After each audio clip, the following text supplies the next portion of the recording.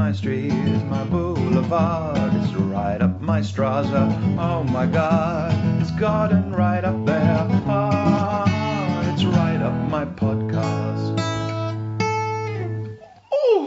Welcome to episode 36 of Right Up My Podcast. This is Gwen Watson. And this is Kate White. And this is the podcast in which we talk to fascinating people about the engrossing topics that they have to make them feel good. Interesting choice. Engrossing. Can I admit, you know how I struggle a bit with coming up with new words? Yeah. I literally put into Google interesting synonyms. And it's come up with fascinating and engrossing, so I've used them both. I think they were brilliant choices. And the fascinating and engrossing person we talked to this episode is Ben Akers, who is the co-founder of a male mental fitness charity called Talk Club. And it's all about getting men to talk. It is. Does what it says on the tin. It's really fascinating chat, actually. I'm looking forward to dissecting it with you later, Gwendolyn. Yes, same here, Catherine. I'm a Catherine. Are you Catherine? I'm Catherine, yeah. So, Catherine, what have you been doing? Don't. That just makes me, I'm having this weird physical reaction. Do you feel like you're in trouble? I feel like a naughty little schoolgirl. Kate, what have you been doing to make yourself feel good, my love? Well, I've had a birthday, and for my birthday, I was given a shed load of books, which I'm very excited about. Yes, didn't you get a Waterstones voucher as well? No, I got a voucher for, who was it for? Storysmith, which is a local independent bookshop, darling. Oh, hello. Hello. Sorry, no offence to Waterstones. If you're listening to us, please sponsor us. But what a good birthday present. I know. I feel like I just have to put it out there in case anyone listening is planning on sending me a birthday card for next year. This is the first time in my life this year I got a load of birthday cards all about my age. Saying, ha, ha, ha, you don't look as old as this old grizzly thing, or ha, ha, ha, you look about as old as you're supposed to look when you're really ancient. Those type of cards. What's that all about? Shut up at your face, you people. Shut up at your face. Can we reveal how old you are?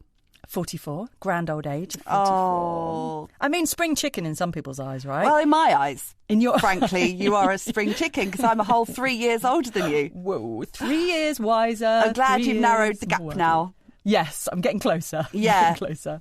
I'm more comfortable with the 3-year gap than the 4-year gap. So, so what did you get with your voucher? Hold the phone. I just need to bend down like a creaky old lady. She's fully prepared for this. Oh, yeah. What have you done? Left the list on the floor? Oh, God. Rather than write a note of the books I've just... What I expected is that you'd written a list, but no, she's actually brought all the books with her. It's a show and tell. A sensible person would have written a list. I'm now going to spend the next 25 minutes doing a show and tell of all my books. Get yourself comfortable. This is going to be a speed attack of the books that I shall be reading for the first 6 months of 2023. Are you ready? Yes. Go. Book 2 in the... Hey, wait, where's book 1? I fucked it up already. Oh, my God.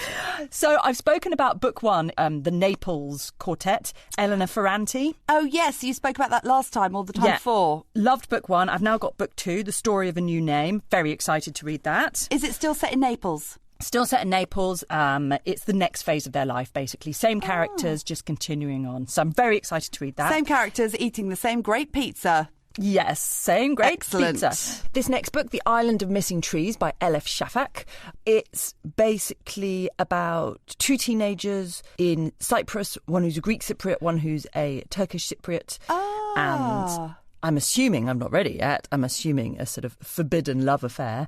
And then decades later, it leaps forward to North London, where 16-year-old Ada, who's never visited the island where her parents were born, and she seeks to untangle years of her family's silence. It's supposed to be brilliant, though. Lots of people have said, read it, it's so good. My annual favourite, the Almanac. Love an almanac. So the Almanac, basically, does it give you information for every day, or is it... So the almanac it's a seasonal guide to the year, and it goes through each month. And for each month, it gives you an overview of that month, from the stars you see in the sky to what you can see growing in the ground. It gives you lovely bits of information just about that time of year. The natural world, it's all revolved around the natural world. Lovely. And there was just a really nice little intro to January, and it's quite long. I won't read it to you all, but I'll read you the last paragraph.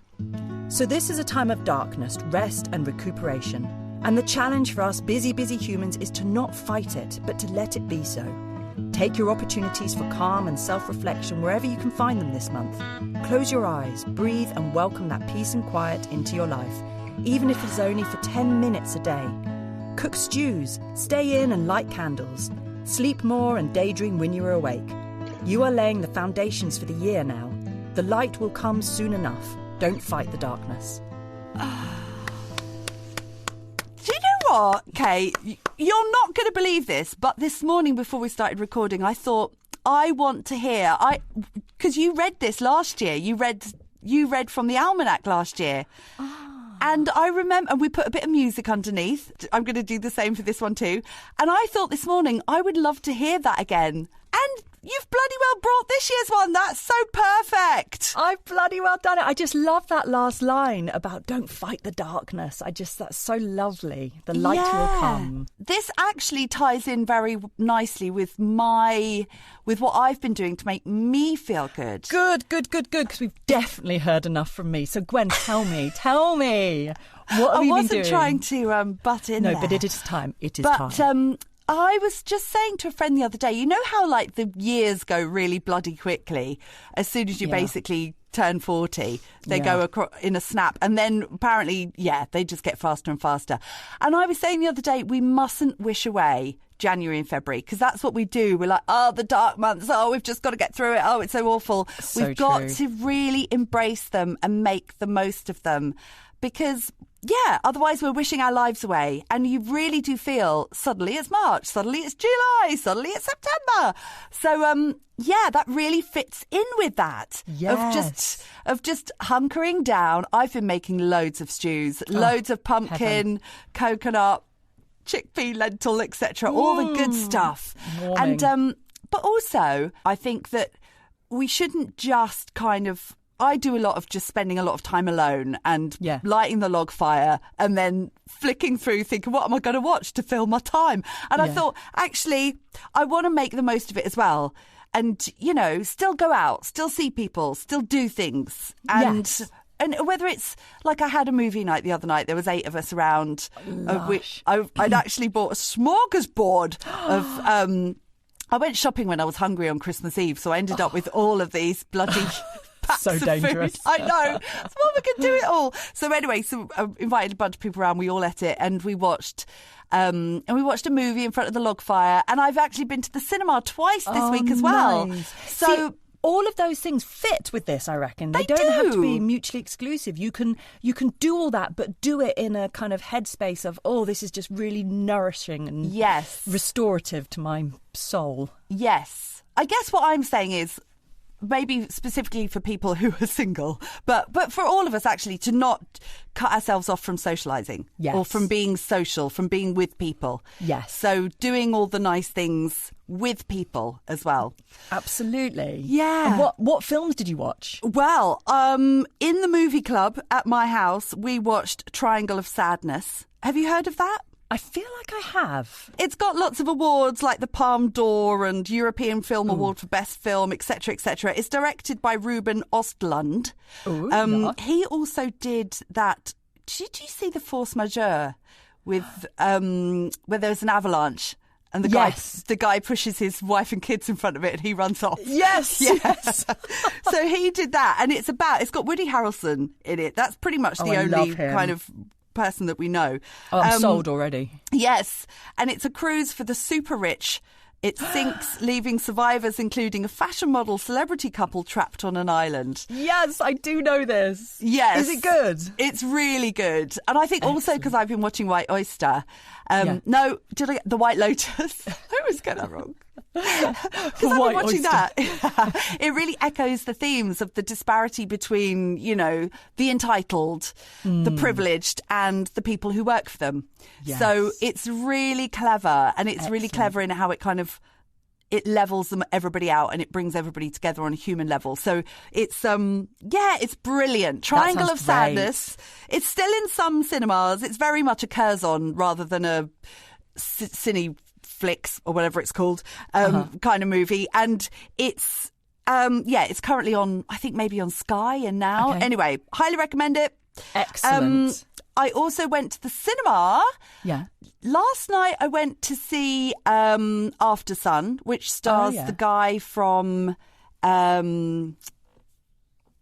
Normal People, the hot bloke. With the main guy. The main guy. Yes. Yeah. Yeah. He's in it. We all know who you mean. Yes, and it's one of those. It's another art house one that kind of leaves you with more questions than answers. And you kind of come out, which is actually, I usually hate that. And I'm like, just tell me how it ends, for Christ's sakes. But yeah, right, exactly. My brain needs a story to be wrapped up. But in this one, and Triangle of Sadness, actually, and you end up with kind of discussing it for ages afterwards. Oh, You that's end up good. sitting around, Yeah. which is actually, maybe that's the benefit of art house movies. Stimulating. Yes. Yeah. And then on the other end of the spectrum, I went to see Avatar, the second Avatar.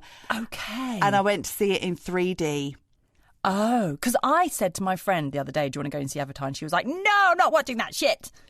Oh, well. Was it good? I thought it was excellent, as in because I love 3D.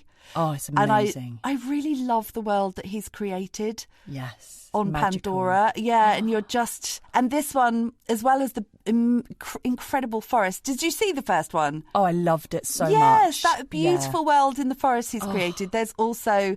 Now they go to the oceans, so they go to these islands and they're swimming underwater.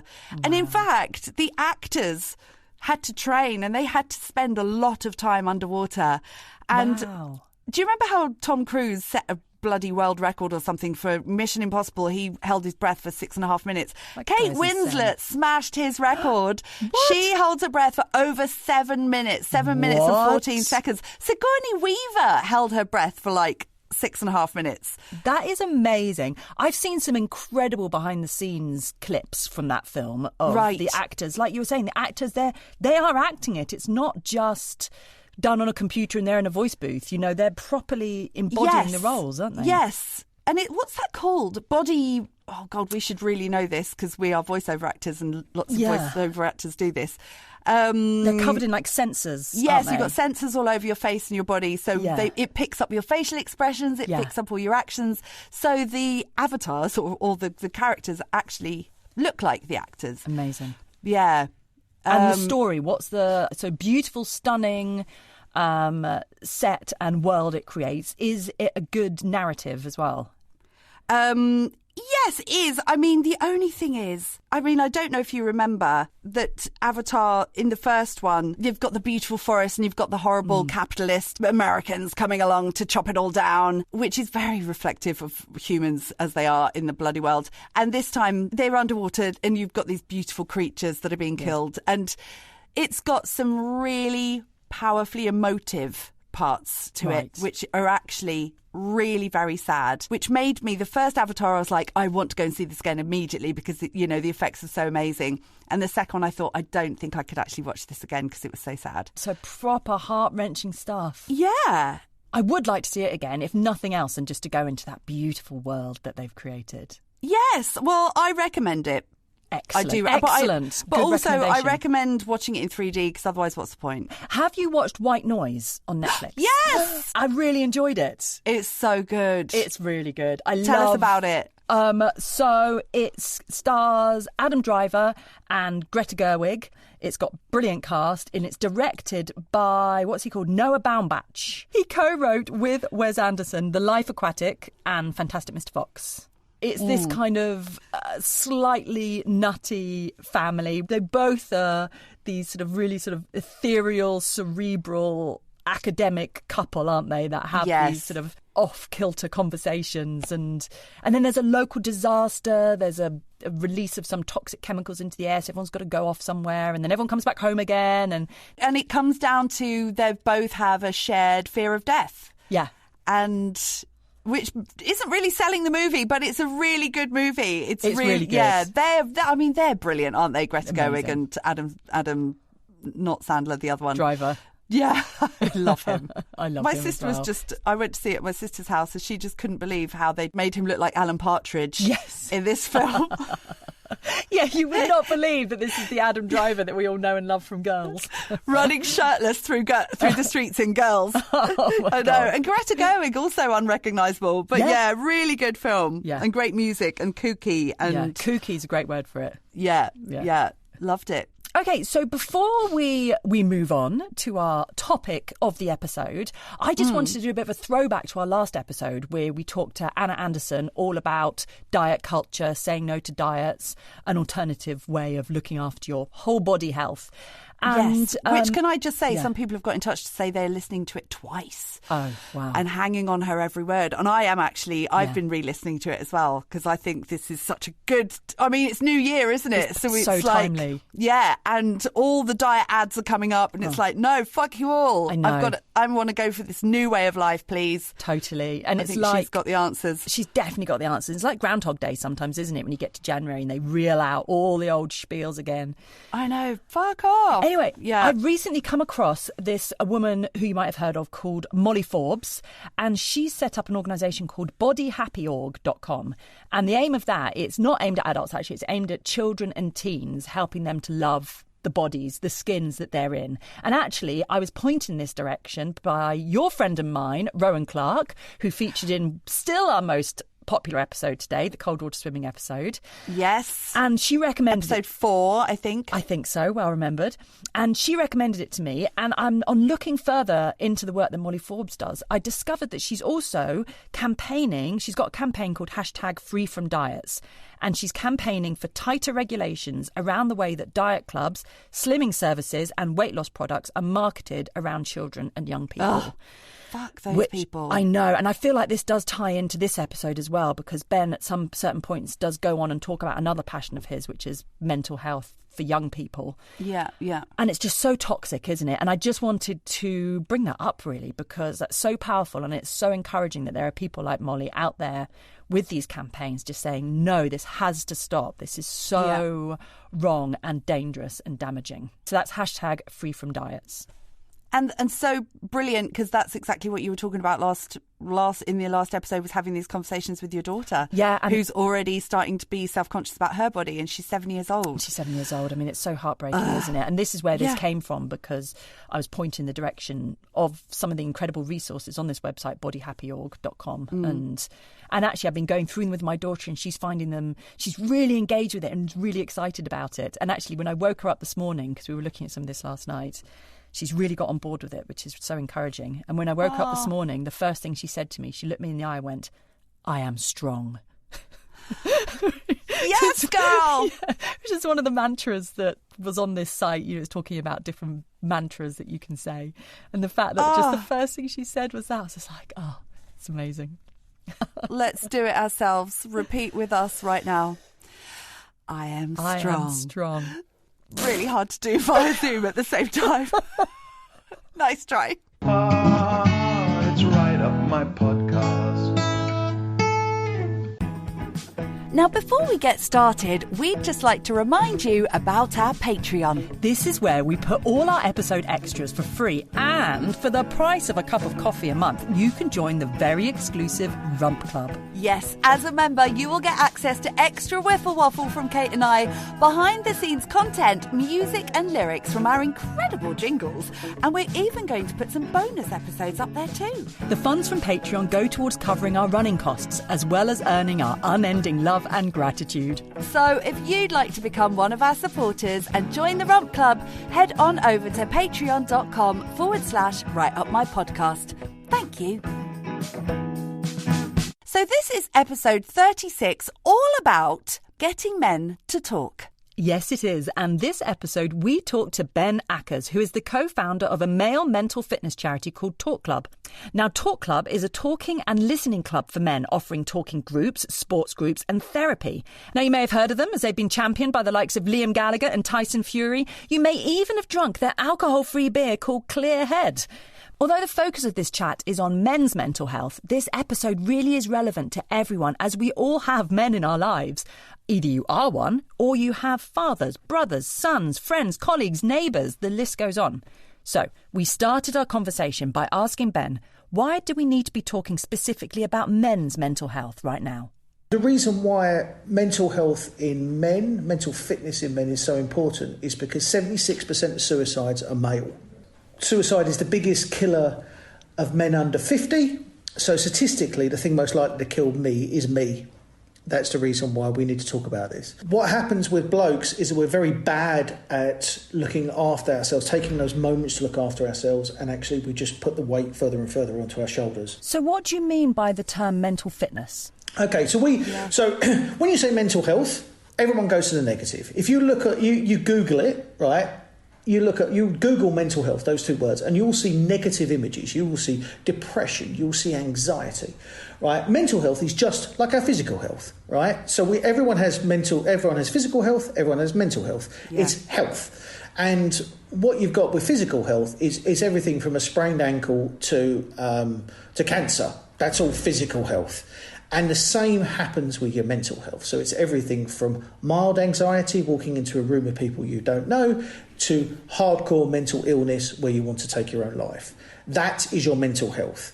When we say mental fitness, that's now a scale where you can take control. Like you can take control of your physical fitness. So the way that I describe it is you just look at it as Talk Club is just a gym for your mind where talking is the important stuff.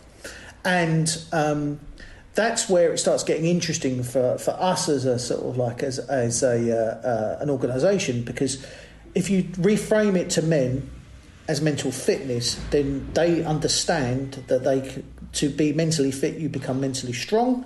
You get mentally fit, you become mentally strong, and you can then look after yourself, or you can look after the people around you, or you can be a better person, a better husband, a better father, a better colleague. So that's what mental fitness is. It's a sort of like it's a reframing of mental health, because I think what we do is we switch off when it comes to the words mental health. We sort of like go, like, for example, like Talk Club's all based around this idea of these two questions: how are you out of 10? And inside that, what you can do is you can take ownership of your mental health, your mental fitness. Like, for example, I'm an 8.5. How are you 2 out of 10? Okay, so give me your numbers out of 10. Can't have 7. Can't have 7. Damn, I was going for a 7, Ben. 6.9 or 7.1 is a decision. So tell me what you are. Can't have 7. I'm going to go for a 6 then. Okay. So why are you a 6, Gwen? I feel like I've got a lot on.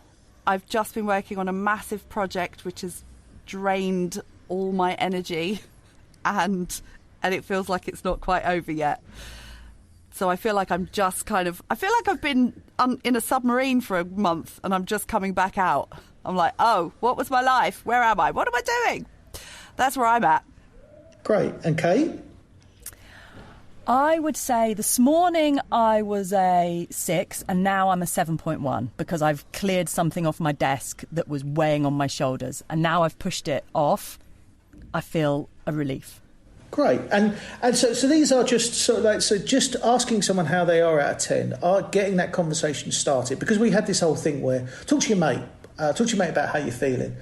How do I talk to my mate, right? It's because you sort of like, because basically you've got to imagine, especially when it comes to blokes, we've never spoke this foreign language called feelings before. We've never done it. So you might as well say, go and speak Latin, right? We've never done it. So suddenly, how are you out of 10 gives us a scale, gives us a way of starting that conversation. Right, so you go, okay, well, it stops you. I like to exist around an 8.5. I work really, really hard to get myself to an 8.5 each day. I don't wake up at an 8.5. I sometimes wake up at 4 or 5. How do I get myself to those higher levels so I can be mentally fit for the day, so I can handle what I'm doing? And this is the sort of like the scale when it comes, especially when it comes to blokes. My wife doesn't like it too much. My wife doesn't like the numbers because her brain doesn't work in that way. But quite a lot of the time when it comes to blokes, if you give them the agency, you let them sort of like go, okay, I'm a 6, and you go, okay, how are you going to get yourself to a 6.5, right? Okay, well, I'm going to go for a walk, or I'm going to go to the gym, or I'm going to, like, I had one bloke who said to me, quite sort of like, it was in quite a bad way. He rang me, good friend of mine. He goes, Benny, he opened a conversation with Benny, I'm a 3, right?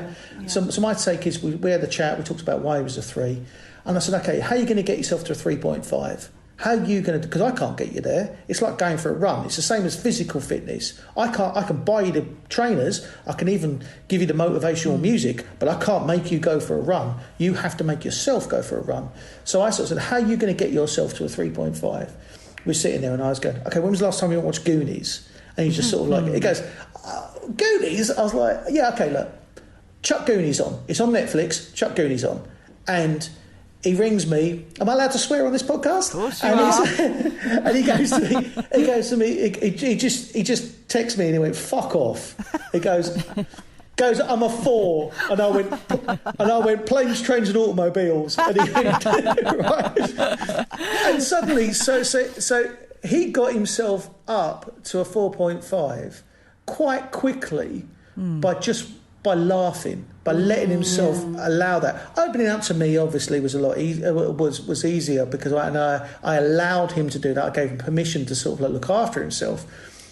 But quite a lot of the time, it's just we don't give ourselves, especially as blokes, we don't give ourselves the permission to look after ourselves. Like, even that, I think women find it a lot easier to do self-care. I don't think everyone has time for self-care. Yeah, I was going to say a lot of women right now are going, I don't have time for that.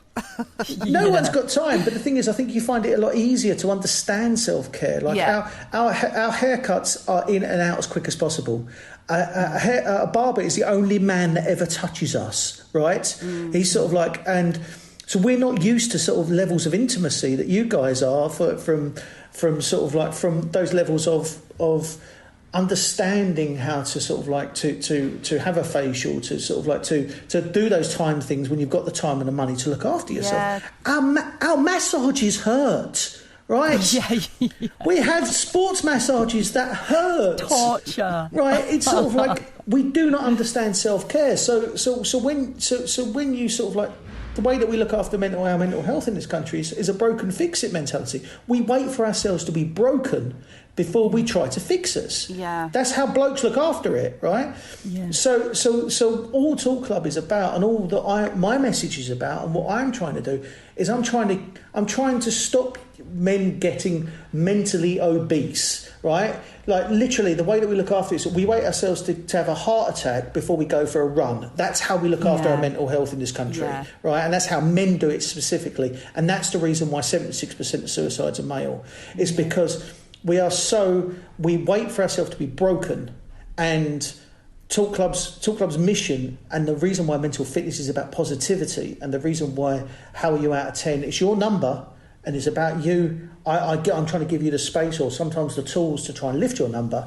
But it's about you looking after yourself before you become mentally ill. This is mental fitness. This is up here. Yeah. And mental illness is further down that scale. And I really like it that it's actually just giving a launch pad, isn't it, to conversation. That's what it's doing. And it is such a cliched thing that women, I don't know, I can't remember what it is, women have to get out like 7,000 words a day or something and men get out 2,000 words. I can't remember the numbers.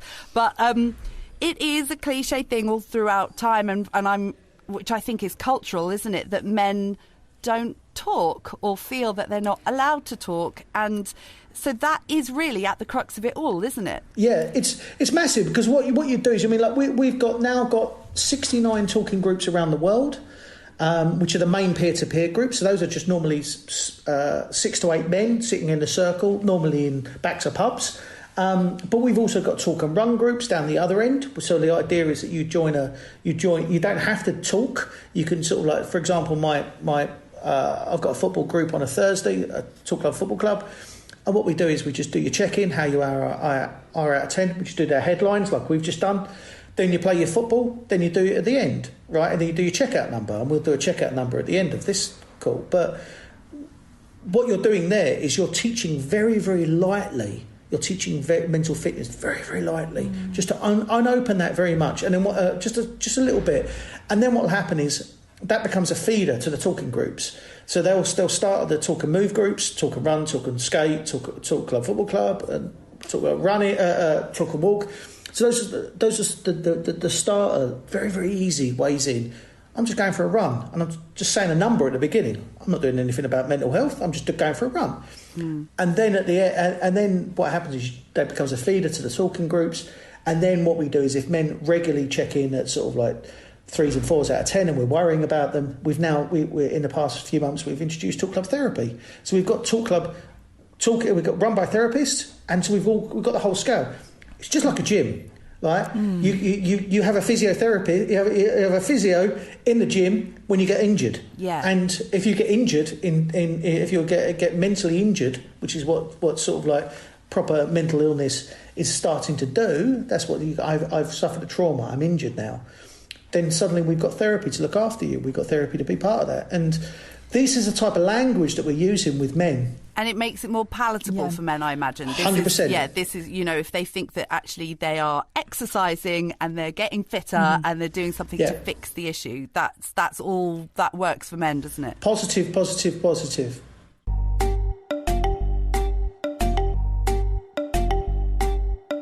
Oh my gosh, we gotta get a men talking. Feel the feelings that are surging deep inside, and grisly stuff and emotional sensations. Share them out because you're just not on your own.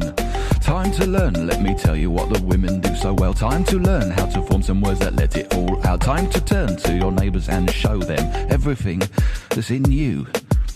You'll be surprised just how willing they will be to hear your woes. It'll blow your mind, your heart will grow. You'll feel better, and surprisingly they will too. Yes, you heard me, this can be a two-way thing. Actually, it can work in 3 dimensions. Pretty soon it's an international movement.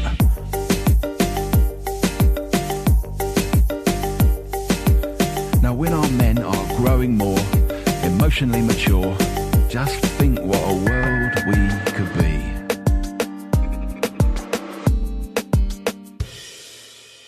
It's really interesting because if you've not ever learnt to talk from a young age, you do have to learn that skill, strengthen that muscle, don't you? And I think what you were saying about not going from, not kind of on your very first session immediately being expected to share your deepest, darkest feelings, just slowly, gradually building up that ability to access those thoughts. Well, it's fascinating because what you do is the actual talk club itself is a really, really tightly run session. So it's like, how are you out of 10? And you go around your circle. How are you out of 10? Everyone, we have a talking ball, so everyone has an equal amount of time to talk.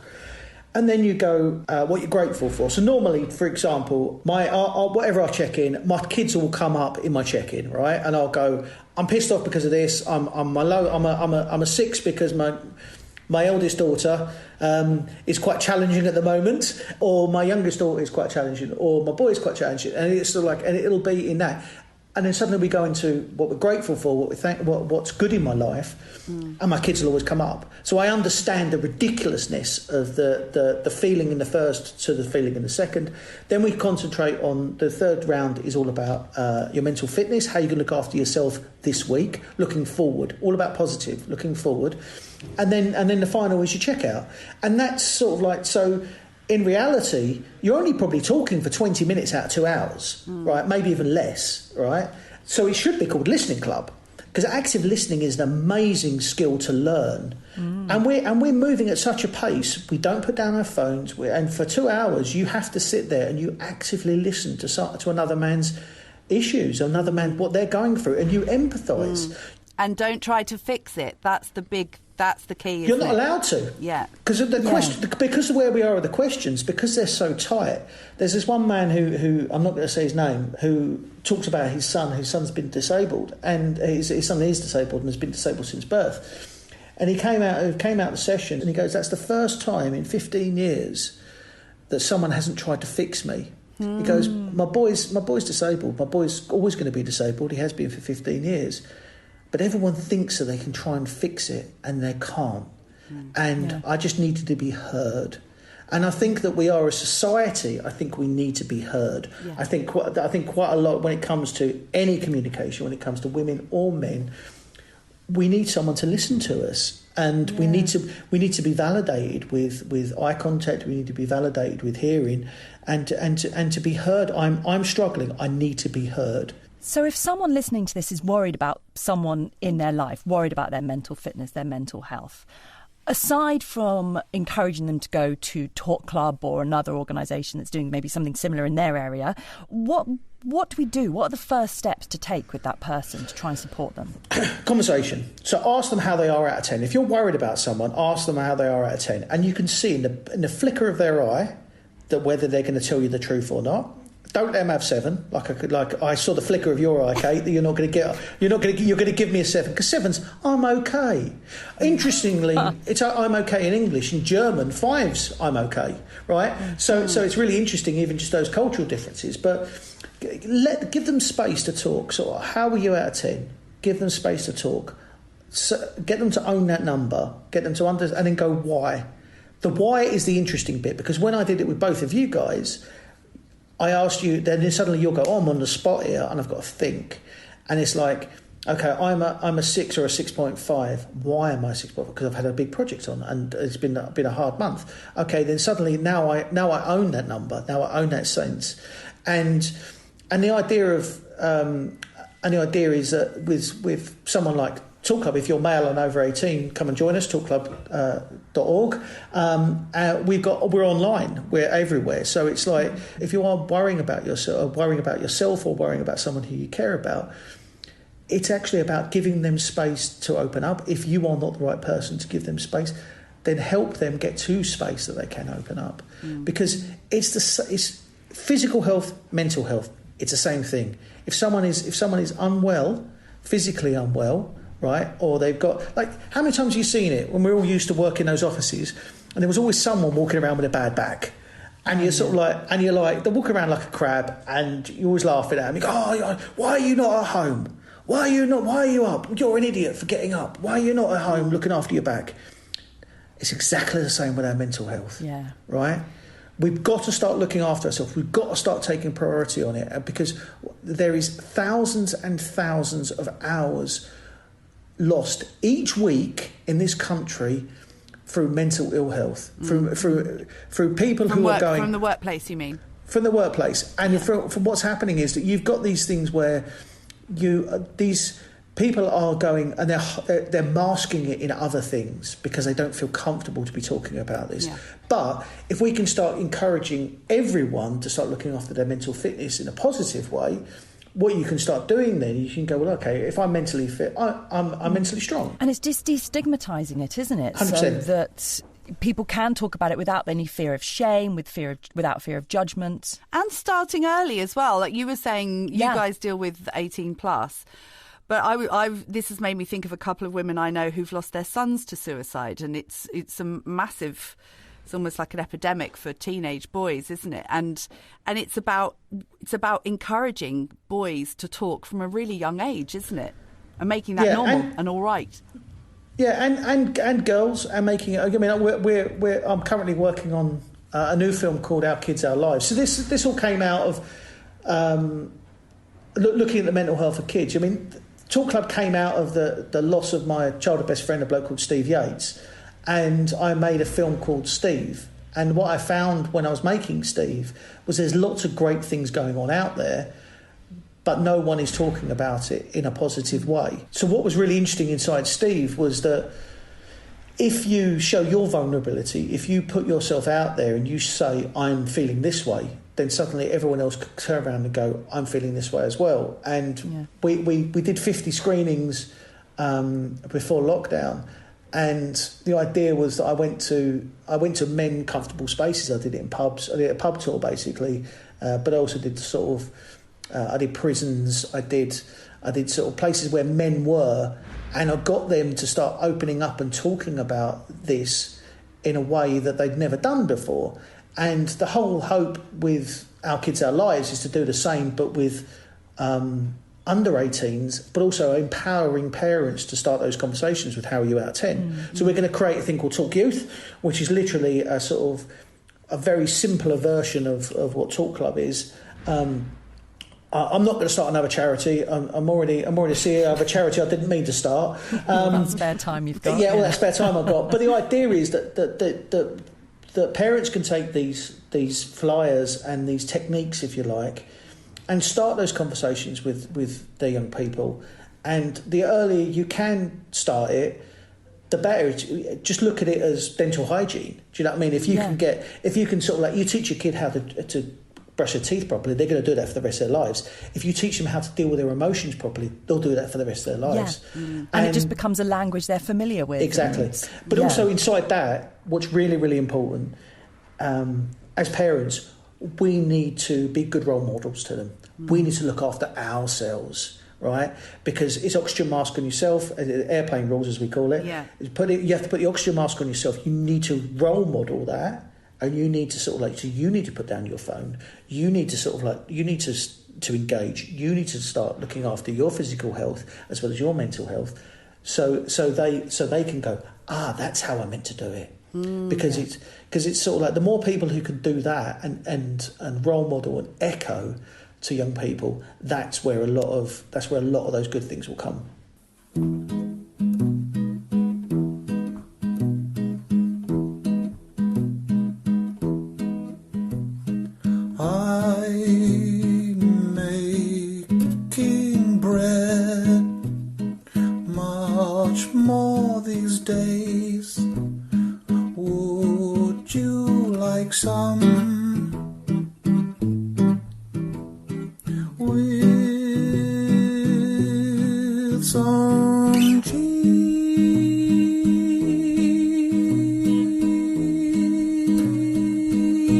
Modern society often really silos us, doesn't it, within the four walls of our house, particularly even more so now since lockdown. Lots of people aren't going into the workplace, people are maybe working from home, getting more isolated. And actually what the sort of support framework that community can give you has kind of been eroded, I think, through modern living.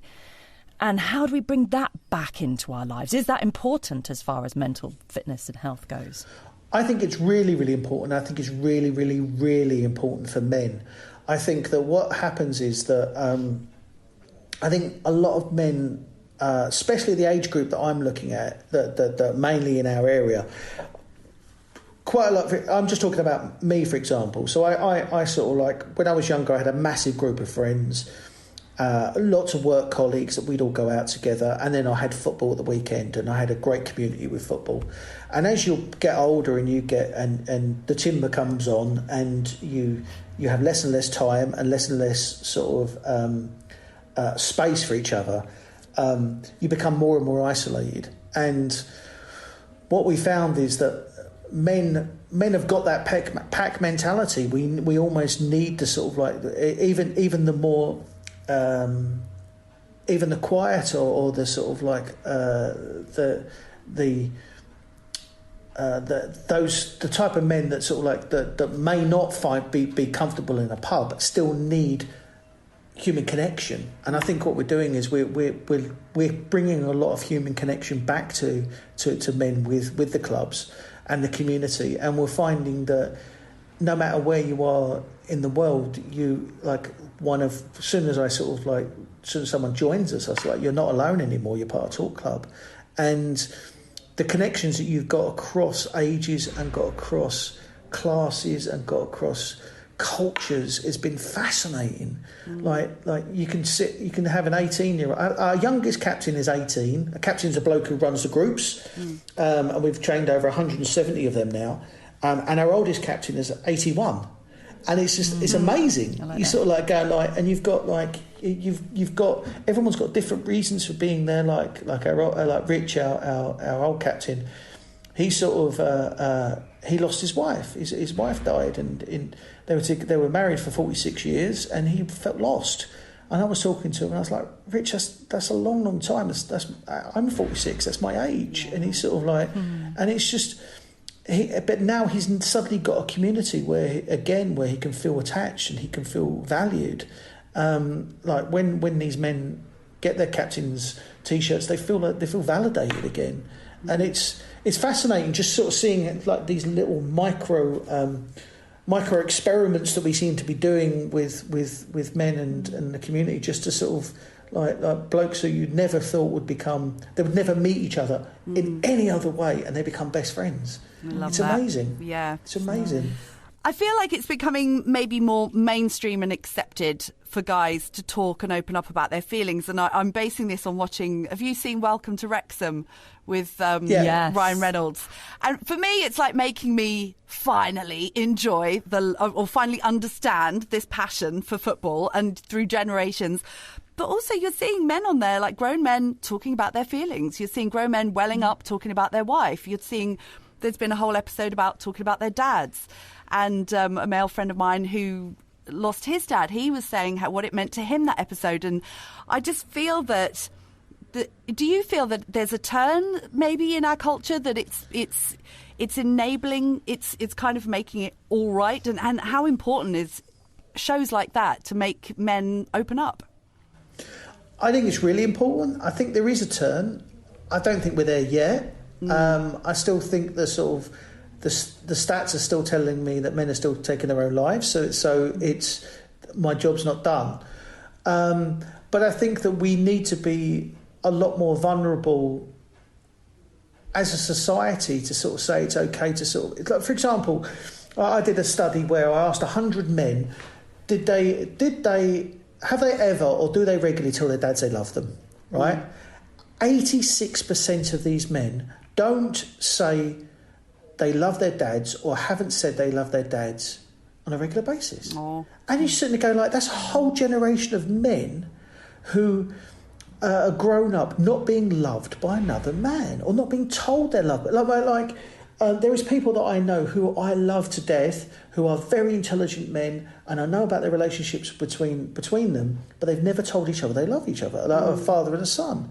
And it's such a shame because you've got a whole generation of men who haven't been told they're loved by another man. And like I tell all my mates I love them. And it's really important to me that my mates know that I love them and that they are important to me. And shows like that can increase emotions and can increase vulnerability and can increase love and say it's okay. That's okay.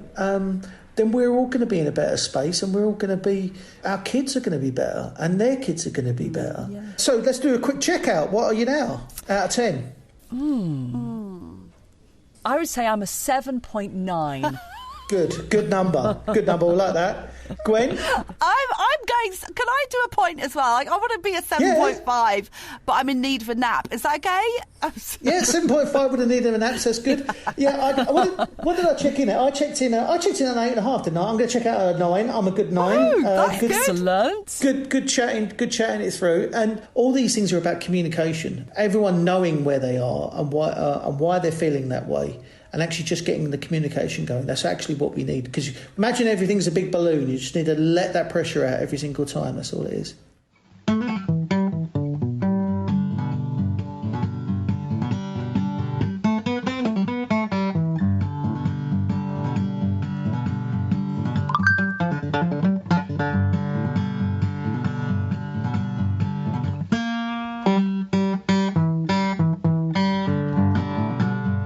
Okay, it is now time for us to put our money where our mouth is. As you know, we like to try these things out ourselves and we invite you to try them out too. So we asked Ben to set us all a challenge. Ask every man that you know, how are you out of 10? And then ask them why. So that's your challenge. Give it a try, won't you please? Give it a try, yes you should. Give it a try, won't you? Thank you so much to Ben for talking to us. We really appreciate it. And if you want to find out more about Talk Club, then head to talkclub.org, where you can easily find your nearest group, join their online community and access other resources. And I'm also going to put links in the show notes to Ben's brilliant documentary, Steve, plus his TED Talk. And weren't they saying that Tyson Fury is doing a charity single and all the proceeds go to them? Yes, which is brilliant. I think it was released over Christmas. Ah. And I think it was Sweet Caroline. Yes, Sweet okay. Caroline, yeah. Ba, ba, ba. Which is so brilliant. And Liam Gallagher did all of these posts on social media. He overtook their Twitter, didn't he? He did a Twitter takeover. Yeah, it's really brilliant just to spread that message around the country. And Talk Club is just getting bigger and bigger across the UK. Yeah. So, Gwen, how did you get on? Did you get the opportunity to have this conversation with someone, to ask them the question, how are you out of 10? I did. So now I've had mixed results. Good and bad with this. Okay, I'm intrigued. I decided to ring my dad and ask him and to ask him how he's doing. And I realised this is something that I never do. I mean, I do see my dad every week, so, it's not like I don't talk to him ever. And we do chat. But to actually have a phone call with him and ask him how he's feeling seemed very unusual for both of us. And it was funny, actually, because I was like, so how are you feeling on a scale of 1 to 10? And he's like, about what? I was like, about life, Dad. The weather? About life. So anyway, once we'd established what I was trying to get out of him, he plumped for a 5. Okay. Which felt a bit sad. And he kind of said, like, he's not desperate, but he's not good either. And I should say, actually, that my dad does suffer from depression. So he did say that he kind of generally does feel like he's on a 5. Right. So that's a sort of steady 5 for him. Steady 5. So then, using the tools we've just learned, I asked him why he chose that number. And what was really interesting, he was then talking about how COVID affected him. And during that time, he didn't socialise as much. And he feels now he's kind of lost a bit of confidence socialising. And when he's in company, he doesn't talk as much as he used to. And so that was kind of really interesting stuff that we haven't covered before. And I don't think... And he used to do a lot of volunteering and he was on boards, and all of that dropped away with COVID, and it hasn't really... God. Yeah, which has... affected so many people, especially older people living by themselves. I think that really is a common theme with quite a few people, as you're saying. It's really sad, isn't it? It's really sad. What felt like rich, full lives just got stripped away overnight. Yeah, and haven't necessarily been replaced. No. And anyway, so that was kind of really interesting. And then I was like, right, how can we get you from a 5 to a 5.5? Like, let's just go up half a point. He said his first thing was an unlimited supply of beer, which I said I couldn't actually help him with, and that actually would probably bring his points down the next day. But he did say that he likes reading in the evening, and he actually couldn't remember the last time he did read in the evening. So I was like, right, so do you think you could do that this evening and sit in front of the fire and read a book? And he was like, yes, I could do that. And then I kind of just went, do you think you will actually do that though, Dad? Like, let's be honest. And he's like, no, I probably won't. Okay. So that I could, but I won't. Yeah, so that was interesting. And then kind of talking about his hobbies. He likes beer brewing and beekeeping, and he likes cooking and baking. So we spoke about that for a while. And he was actually going to do some cooking that night. And then I found, like, at the end of the call, I was kind of like, so, Dad, how do you feel now? Like, how do you feel now we've been chatting? And do you, like, really, really inside was expecting him to go, oh, now I feel like a 6, love. This has been You've great. cracked me right up. Yeah. But he was like, nope, still a 5. Yeah. And I was like, oh. And then I went into that mode, which I know we're not supposed to do, which is trying to fix him and trying to think, right, how can I increase you from a 5 to a 5.5? I was like, right, Dad, what can you watch tonight on telly that would bring you joy? And I sent him off with a prescription to watch some Queer Eye, because I thought that's got to warm even the stoniest of hearts. If that doesn't boost your mood, nothing will. Then you're dead inside. But I checked in with him later and he goes, no, that didn't really do it for me. So I was like, and then I came away and I kind of had a think about it, and I thought, do you know what? I've fallen right back into that trap of trying to fix the person I'm talking to, and it's not about that, is it? Actually, the good outcome of that was that we had a conversation that we wouldn't have usually had.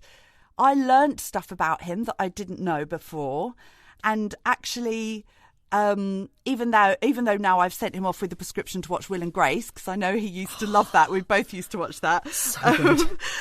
I've got to resist the urge to try and fix him, and just know that is. It's good enough just having that conversation. And also, and I said to him, would you go to a talk club? And he said, yeah, he would actually. If it was like, I mean, we live in rural West Wales, so I haven't checked up if there's one around here, but he said that he would. So so I will look into that and see if there's one, if that's possible. That's really positive, because I think that's quite a massive thing for some people, to step out of their front door and go to a sort of talking group Yeah, like this. yeah. People who maybe have lost that confidence or that energy to actually get up and do something practical like that. Yes. They do it online, Ben was saying, wasn't he? They do it online as well, so he could access it. In which that case, way. yes. I mean, whether he would Yeah. actually do it in practice, I don't know. But in theory, Yes. he's up for it. And Okay. we've spoken to him about like doing talk therapy before, and he's not up for that. So, but I Yeah. think there was something about being in a similar situation with other people who maybe, Right. yeah, know how he's Yeah. feeling. So anyway, pluses and minuses, but overall, Yeah. I'd say a positive experience. How about you, Kate? Excellent. Yeah, well, just before I go on to that point about not trying to fix it and trying to override the reflex to do it, that's such a good one, because it is hard, isn't it? And I wonder if that's a real female thing to actually, no, scrap that, because a lot of people say it's a real male thing to do, yes, isn't that's it? what I was going to say, yeah. So maybe it's just a real human thing in that case. Just a real human Yeah. thing, yeah, to try and fix it and to try and want to come away from that interaction having solved the problem. Exactly. Which Exactly. is not always possible, is it? And actually, it can be really...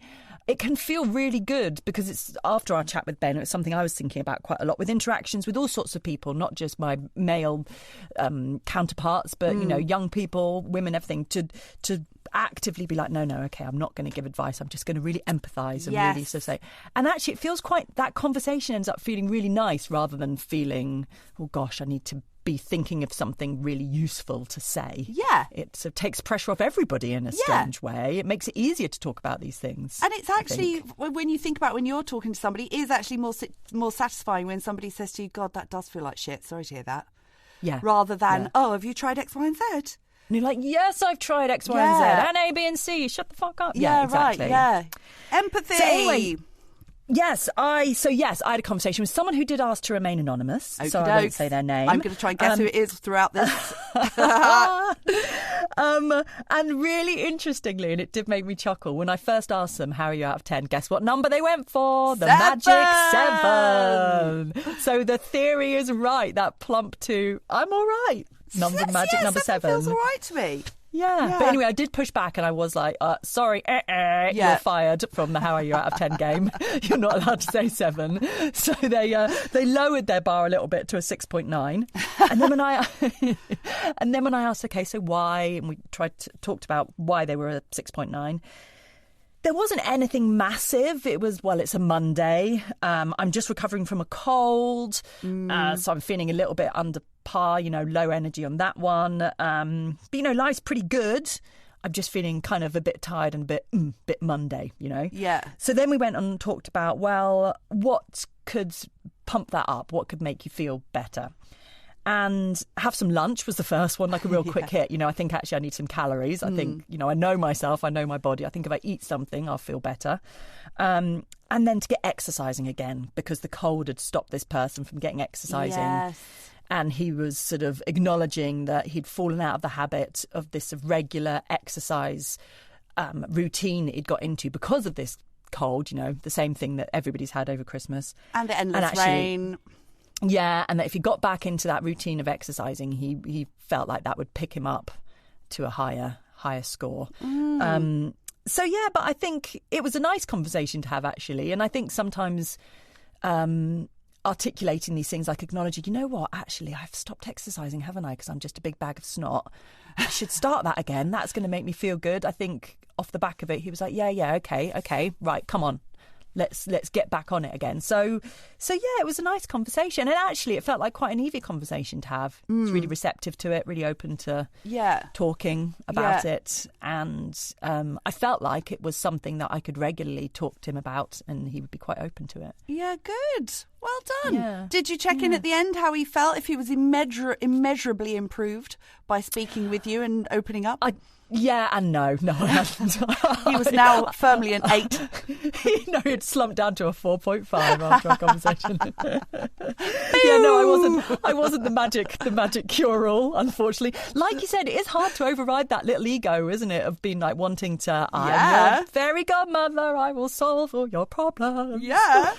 I would like the listener now to really reflect on how they felt at the start of this podcast and how they feel now at the end. Yeah. Have we fixed it? Are you near a 10 now? I hope so. Hooray! Marvellous. There we go. Next episode, please.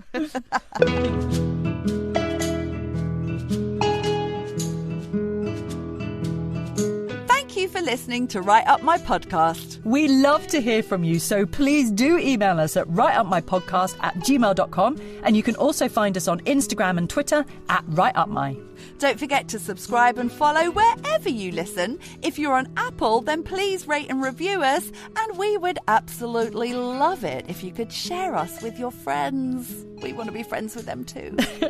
And hey, guess what? Why don't you join us at the Rump Club on Patreon? Head over to www.patreon.com/writeupmypodcast, where you can find various episode extras. And if you're a member of the Rump Club, you'll get exclusive chitter-chatter from myself and Gwen. Fascinating chitter-chatter. Fascinating chitter-chatter. Plus all sorts of other odds and sods that we throw up on there. No, we don't Literally vomit into your ears. And thank you so much to the team who help us put this podcast together. That's Andy G with the music, with the tunes, and Erica Francis George who does our artwork. Thank you, lovely people. And we'll be back in a couple of weeks with our next episode, where we'll be talking all about people-pleasing, something that's very close to Gwen and I's hearts. Let's end the people-pleasing, please. But meanwhile, keep trying things to make you feel good. Bye-bye. Tell me, did you like the podcast, Brian? No! Oh. If, unlike Brian, you thought our podcast was really great, then don't hold back. Like, subscribe, and tell your mate. But if, like Brian, you thought our podcast wasn't fun, then just keep quiet. Don't feel the need to tell anyone. We'd love to hear from you if you've got some thoughts to share. Such rich and lovely views that all should be aware of. But I hope you liked our podcast and you thought it was really great. And if you did, like, subscribe, and tell your mate. 'Cause we don't need grumpy pants bringing everybody down. No, we don't need negative Nellies making people frown. No. So I hope you liked our podcast and you thought it was really great. And if you did, like, subscribe, and tell your mate.